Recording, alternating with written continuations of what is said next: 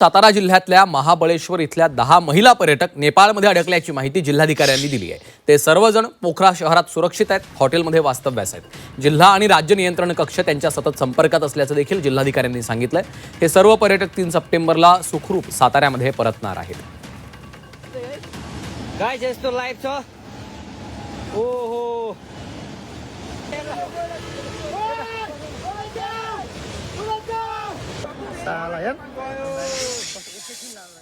जी पूर परिस्थिती आलेली आहे त्या संदर्भातच मला पालकमंत्री महोदय स्वतः आमच्या कॉन्टॅक्टमध्ये आहेत। त्यांनी आमची विचारपूस केली आणि माननीय मकरंदबा पाटील यांनी स्वतः विचारपूस केली व सातारा जिल्ह्याचे जिल्हाधिकारी यांच्या इकडूनही फोन झाला, तेही कोऑर्डिनेटमध्ये आहेत आमच्या।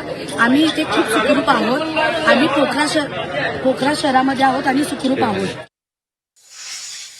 सातारा जिल्ह्यातील एकूण 10 पर्यटक त्या ठिकाणी गेल्याचं निदर्शनास आलेलं आहे।